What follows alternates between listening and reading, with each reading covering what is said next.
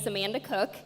I have a picture up here that I feel like just encompasses me. Clearly, it'll come up here. So, it's the two things I love the most, right? Alabama and Chick-fil-A. Like, how could you go wrong? So, for those of you who don't know, I am married to Brian, who is the lead pastor here at ACF. For whatever reason, this guy, he genuinely loves it when we dress alike. He just loves it.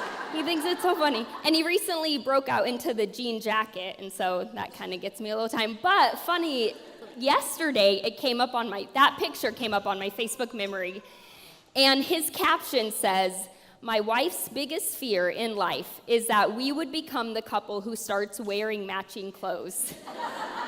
Welcome to the jungle, baby. I'll be honest with you, I never pictured myself as a pastor's wife. When Brian and I started dating, he was going to school to be a mechanic. My dad was a mechanic, so I was very familiar with that lifestyle. And when Brian told me he was thinking about taking a job at a church, I was like, I'm pretty sure that's a bad idea. Like, you would be really good at it, but me as a pastor's wife, I really think that that's terrible, and I could really never post about that on Facebook. All my friends from high school would be like, what? But here we are, 16 years later. We started our ministry journey at a church in Grand Junction, Colorado. We served there for 6 years, and then we jumped on the chance to move to Alaska. We moved here in 2009, so Brian could take over as the youth/worship pastor. At that point in time, ACF had about 30 people in it.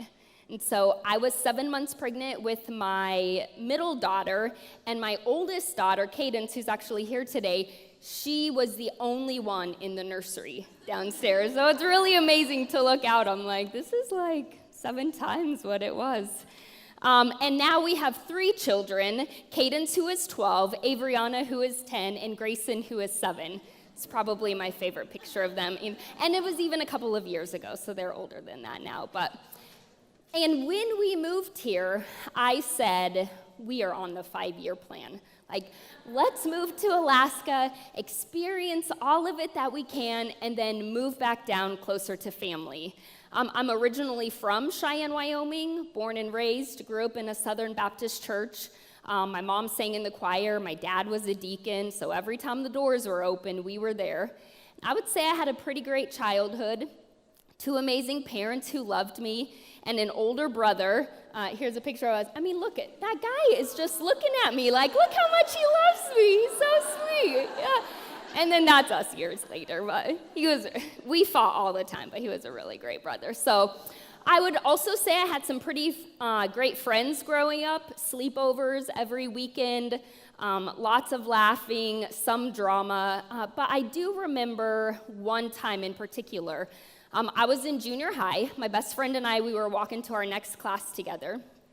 She had home ec on one side, which I do think they should bring back to schools, and I had Spanish on the other side. And so we're just laughing and cutting up as we're walking to class. Go to our class, the bell rings afterwards. I come out, run up to her, and I find that for whatever reason, she's no longer speaking to me. She was mad at me for whatever, and I had no idea what had happened. But it was at that point that I learned to hold people at arm's length. We can still be friends, but I'd prefer to keep you here so that I can protect my own feelings. And that's really what I'm excited to share with you about today, is this idea of vulnerability and what this looks like in our lives, in our relationships, in our marriages, and within our families. Some of you may know that I am a runner.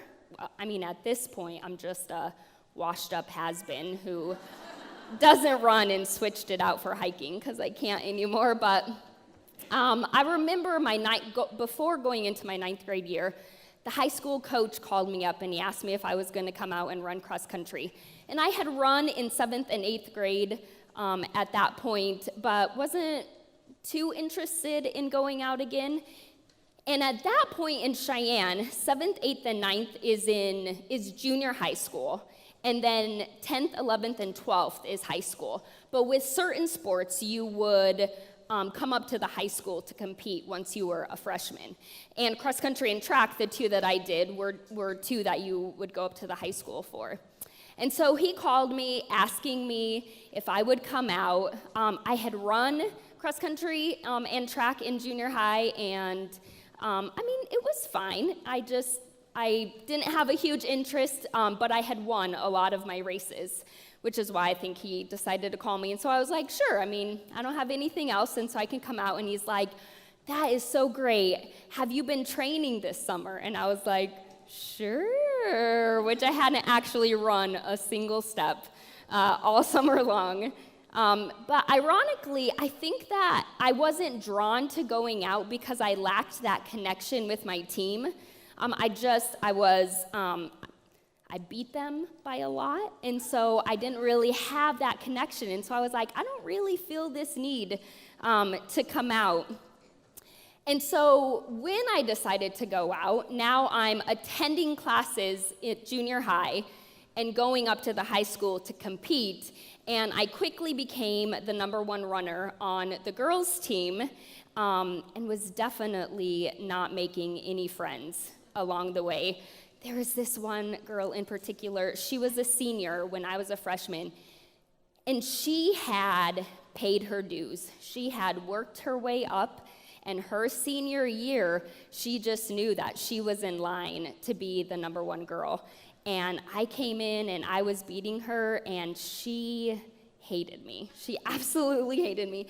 So by the time I actually walked into high school, my 10th grade year, 4 classes, I learned that I was hated by many people, that there were a lot of rumors about me, and I was just talked about by a lot.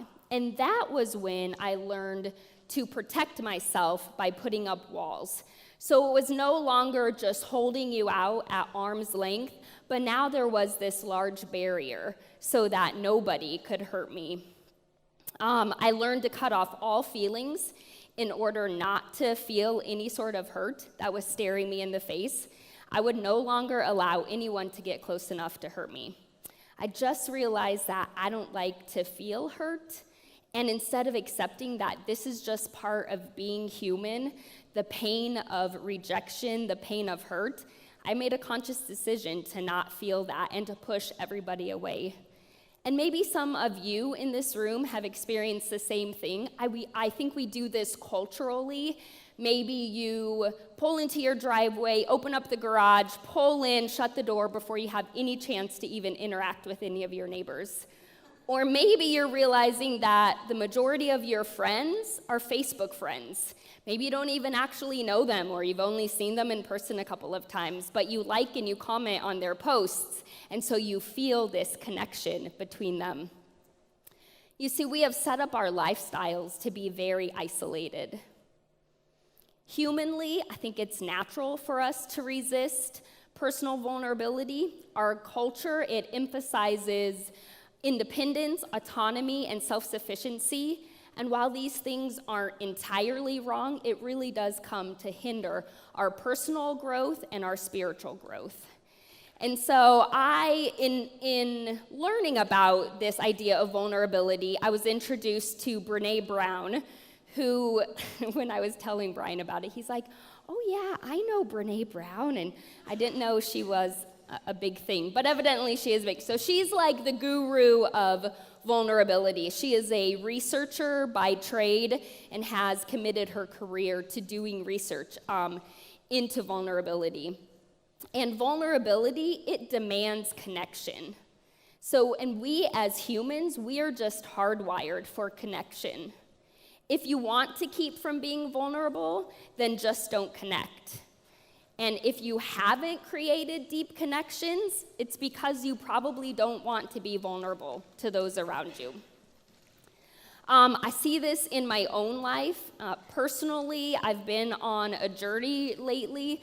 I started going to counseling about 1.5 years ago, and this idea of vulnerability and an awareness of the walls that I had put up, really brought to light how I was functioning as a human being. And it really caused me to go to my mom and to ask her, like, you go to therapy or counseling, and it's this, let's go back to your childhood. And so I'm thinking, did something happen in my childhood that I'm just not aware of, that my mom could shed some light on too? And she just said a couple of things that kind of caught me. One, she said, if she was ever to raise her voice at me, then I would immediately shut down. And so she could get nowhere with me. She just needed to learn to talk to me in a calm voice. And the other thing that she mentioned that I saw currently in my life is she said, you would have one shot with me. And so we could be friends, but if there was anything that you ever did to hurt me, then you were back out over here. And just one shot. She said, your dad and I, we tried to work with you on that. So I think for me personally, I'm just naturally wired to avoid vulnerability. I don't want it. I have certain triggers in my life that when I feel them, I just instantly shut down. And now I'm far more aware of them. And so when I shut down, I am still able to take a step forward and to re-engage. But I'm just naturally wired to avoid vulnerability at any cost. And what keeps us from connection is this idea that we're not worthy of love and belonging, that maybe we've never felt good enough or safe enough. Maybe we've never felt certain enough or extraordinary enough. And I think the root of what is unraveling connection is this idea of shame. Shame disconnects us from others, and it causes us to doubt our worth. And shame and guilt, they're not the same thing. So guilt is, I feel bad for what I did, whereas shame is, I am bad. And it's this idea that we don't have anything of value to offer others. And then this lie that we don't have anything to offer to others is perpetuated by silence. It can only be exposed as false when we actually speak honestly to each other. It's only when we open up to others that this toxic power of shame can be dispelled. Psalms 139:14 says, I praise you because I am fearfully and wonderfully made. Your works are wonderful. I know that full well. And shame is based on the lie that that's not true, that our unworthiness actually disqualifies us from the right to connect to God and to connect to others. And believing this lie leaves us feeling profoundly alone and incapable of any sort of intimacy that God created us for, the connection that we were actually hardwired for. Your own doubt about your self-worth is one of the greatest sources of dysfunction in your life. That is true for me and in my own journey of counseling. I think I realized just how much I lost and missed out on because I had always lived with this wall up and I had always had this idea of shame. I think it's really what was at the root of Brian and I just felt like I wasn't good enough to be married to him, and I certainly wasn't good enough to be a pastor's wife. So this shame really drove me. And I just think now, like, what could I have actually accomplished? I turned 40 back in July. What could I have actually accomplished if I wouldn't have let Satan lie to me? He just kept whispering lies into my ears, and I just believed it for years.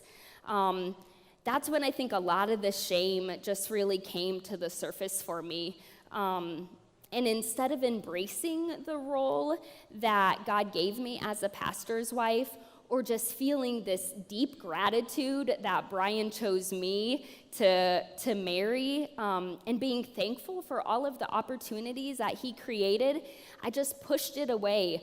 Don't put me in your pastor's wife box. I don't want anything to do with it. And my name is Amanda, not necessarily Brian's wife, so which is fine. You can call me that. But But refusing to keep silent about the sources of your shame is one of the most significant things that you can do to help you be the person that God created you to be. And that just reminds me the importance of when we make ourselves vulnerable to others, it's going to be an essential driver to our own growth as a person and our spiritual growth. James 5:16, Paul writes, "Therefore confess your sins to one another and pray for one another so that you may be healed." See, shame is at the core, and it's a consequence of the fall. When this idea of being less than God became something painful that we wanted to escape, we became excruciatingly self-conscious, and we felt this need to hide. I think that was what drove me for years, this idea that I'm not perfect. Well, who's perfect? The only one who's perfect is God. So this idea that I'm not perfect really just drove me into shame rather than gratitude. Psalms 32, 3-4 says, "When I kept silent, my bones wasted away through the groaning all day long. For day and night your hand was heavy on me. My strength was sapped as in the heat of the summer." He goes on to say in verse 5, "Then I acknowledged my sin to you, and I did not cover up my iniquity. I said, I will confess my transgressions to the Lord, and you forgave the guilt of my sin." I mean, how sweet is that? We are called not to hide any of that sin. That's not at all what God has called us to do. And when we come out and we confess that sin to Him, He just loves us and He forgives us of that.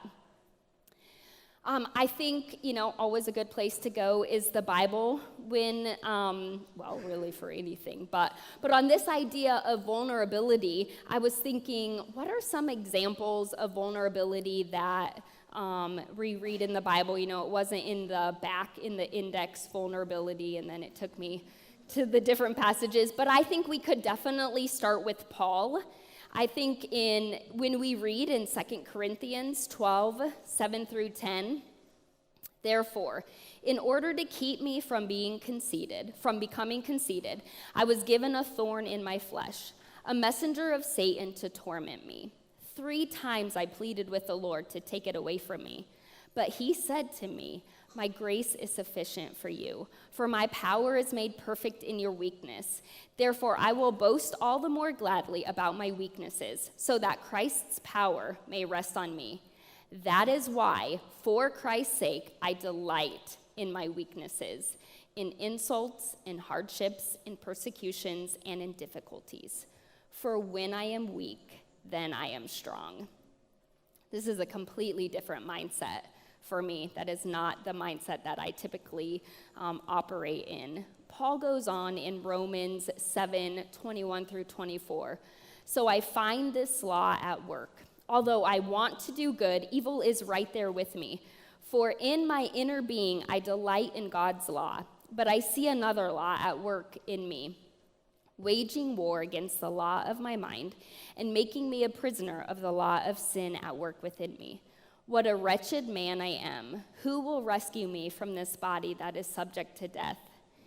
When Paul says, "What a wretched man I am," it's not this cry of despair or self-hatred or self-loathing, but rather it is the deepest spiritual realization of the distance between what Paul is when the flesh reigns in him versus what he longs to be or is when the Spirit reigns in him. Paul was very open and vulnerable about his weaknesses. He called it his thorn in the flesh. But because of his vulnerability, God had easy access to pour grace into Paul, because Paul wasn't self-defensive or thinking that he needed to be the same as God. Paul positioned himself before God in all of his vulnerability, in all of his weaknesses, and what God did was just pour His grace out on Paul.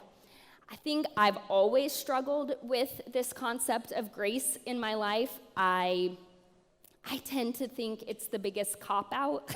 Like, you just need to work harder and it will be better. I feel like I can talk about grace in your life and your life and how it's transforming. But when it comes to my life, I really operate in this workspace mentality far more than the grace mentality. My color is red for the personality quiz. And so if that gives you any sort of idea. And I'm an 8 on the Enneagram, which is the defender. So that wasn't any sort of a surprise either. So, again, my mentality is I've messed up. I need to work harder so that I can gain this idea of perfection. John 1:16 says, "From his abundance we have all experienced one gracious blessing after another."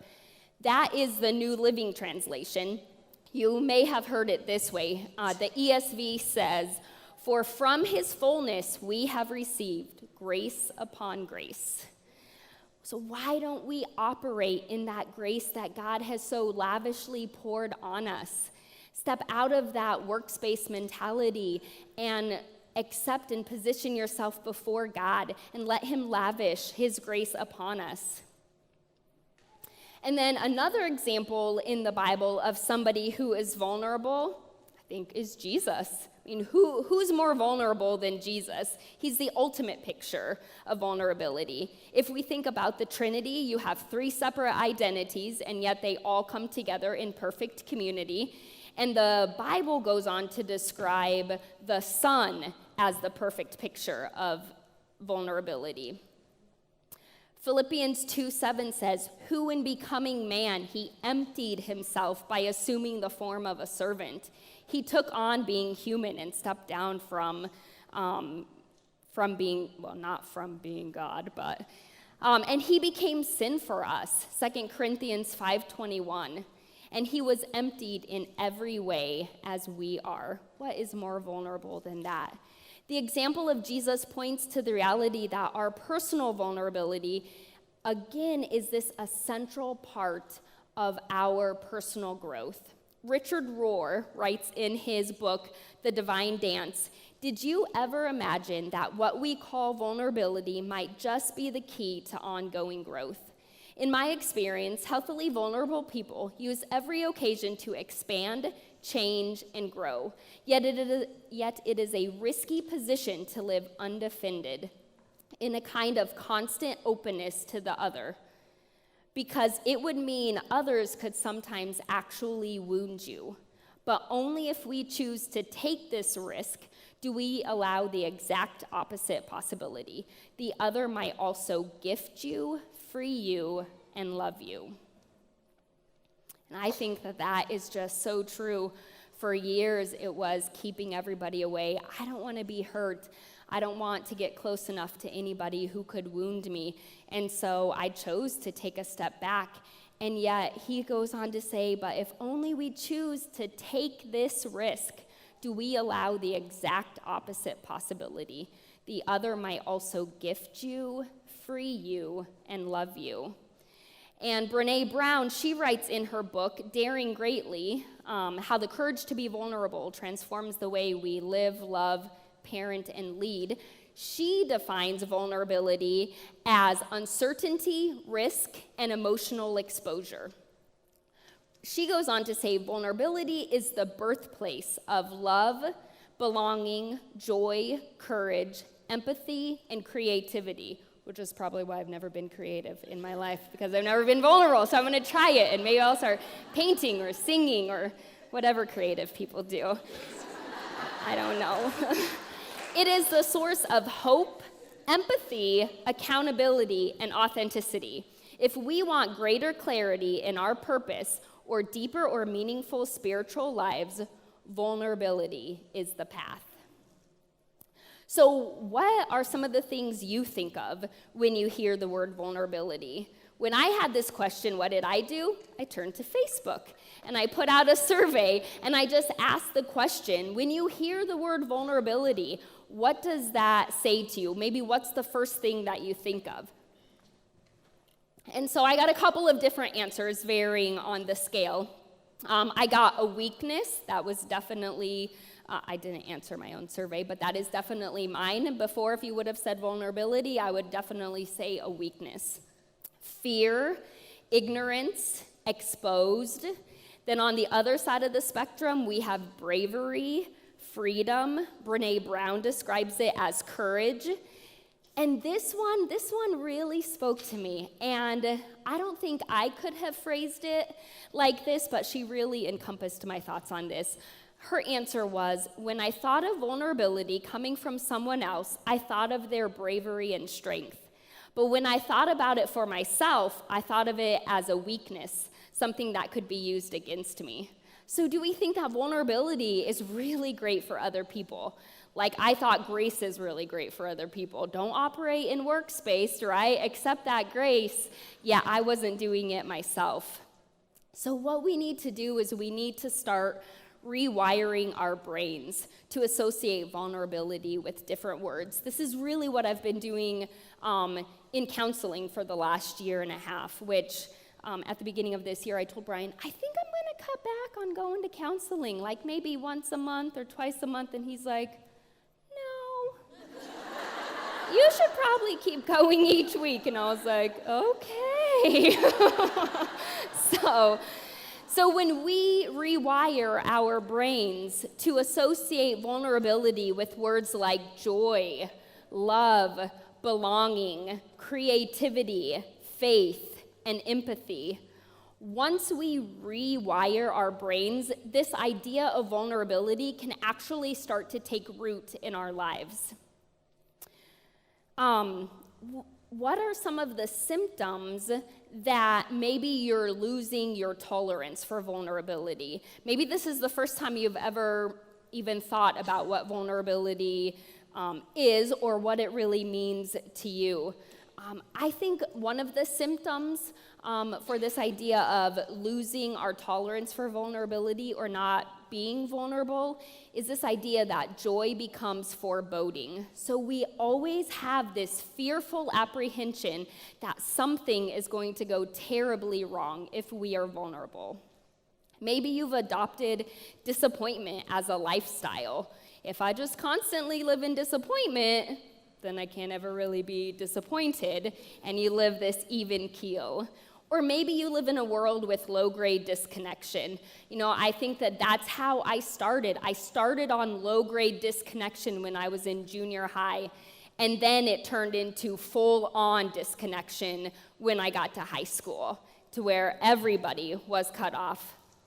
And this idea of perfectionism, this runs in my life. It screams at me all the time. Perfectionism. Perfection is a tool that we use to protect ourselves. For me, it's always my defense mechanism. I don't want anybody to hurt me. I can fully relate to this one. In fact, Brené Brown, she says, if perfection is driving you, then shame is riding shotgun. And I was like, it's so painful to hear. And actually, I see this in my 7-year-old son. He genuinely loves to do the right thing. He genuinely wants to do the right thing. And so when he does make a mistake, it is just this downhill spiral. And it goes from one bad decision to 47 bad decisions. And it's because he feels that shame within him.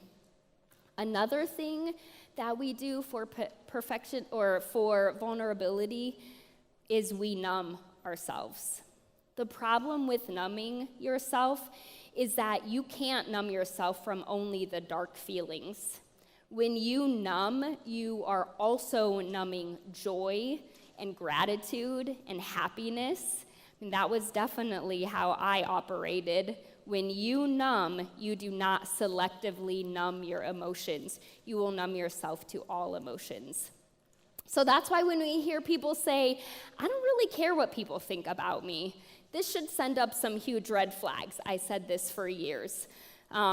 Because when we stop caring what people think, then we lose our capacity for connection.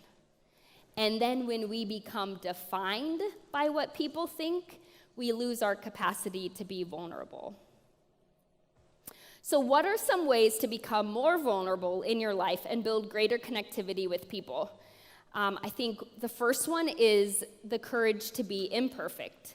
So you have to let yourself be seen. For me, I would do whatever it took to never fail. I saw it in school. I am terrible at math. My track coach was my math teacher. I would go in before track practice, after track practice. I made my parents hire me a tutor in the middle of summer so that I could just get better at math. I was so terrible at it. And nothing worked. Absolutely nothing worked. And so I just said, well, that's fine. Then I'll stop trying.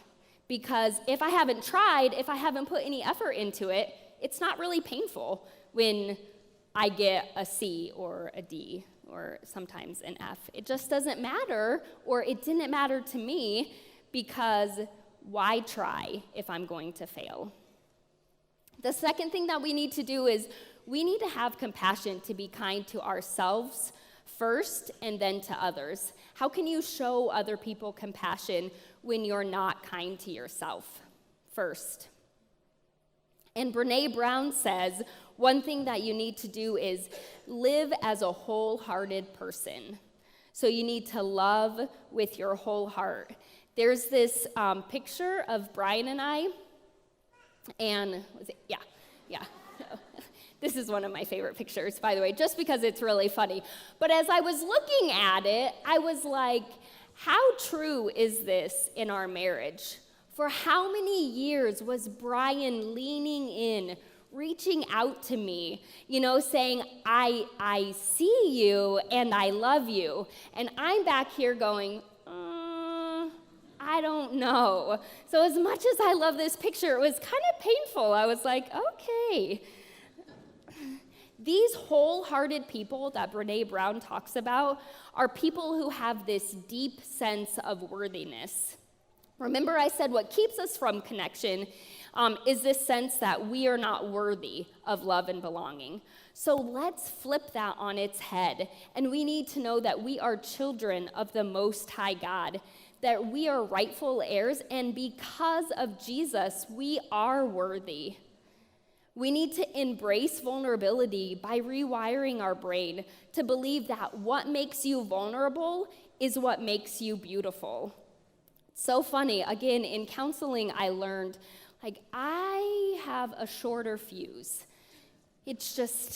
I just have a shorter fuse. And Brian, he has this really long fuse that coils on the floor, and he never gets angry. It makes me so mad that he never gets angry. And for years, it was just keep trying to have a longer fuse, do whatever you can.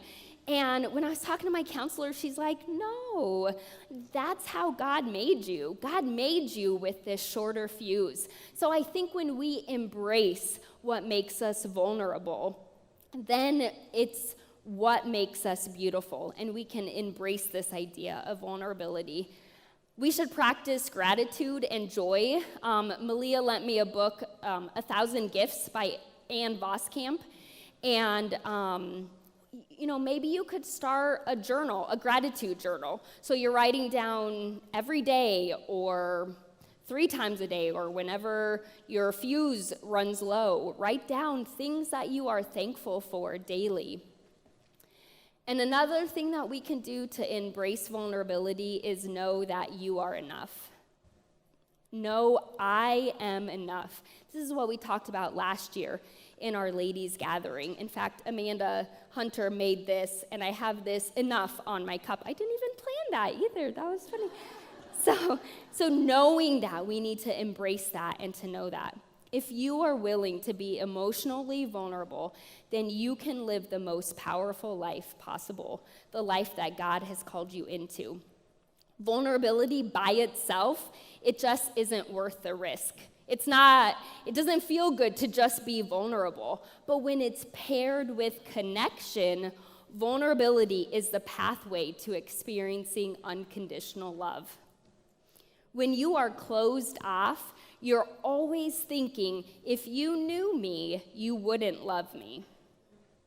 But when you are completely vulnerable with people, there's a risk, yet they know you and they still love you.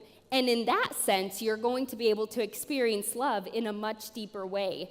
They know you. They know those less than lovely parts about you, and they accept you and they love you. We aren't typically vulnerable because we think that people are going to walk away, but it's those people who walk away that they're just not worth the risk of it. It's the people who stay with you that are the ones that love you unconditionally because they know you. And the thing that's going to stop all of this idea of embracing vulnerability in its tracks is fear. There's two types of fear of vulnerability. One is this narcissistic mentality. I refuse to be vulnerable. I have all the power, and I don't need anybody. And that is exactly where I lived for years. Or this idea of victim mentality.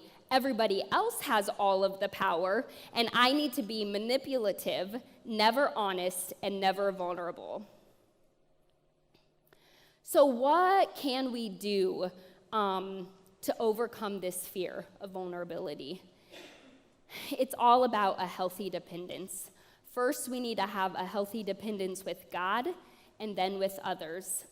Mark 12:30 through 31 says, "Love the Lord your God with all your heart, with all your soul, and with all your mind, and with all your strength." The second is this: love your neighbor as yourself. There is no greater commandment than these. Vulnerability is taking the risk to expose yourself emotionally. You are going to feel uncertain while doing it. For me, it is just not my natural tendency, so at first it's very uncomfortable, but there is no other way to live that most meaningful life that God has called us to. We were created to be people of connection to God first and then to others. And vulnerability, it is the requirement for achieving that purpose. What I'm not proposing that you do is just go and do this with everybody. You need to have your safe people, your tribe, your group around you. I've been vulnerable in here standing up, sharing that I've been going to counseling, that I'm on this journey, my issues with being a pastor's wife, and that takes a lot of vulnerability. But I don't share everything up here. I have my certain people that maybe I talk to about it more. And so there's even this different levels of vulnerability that we have.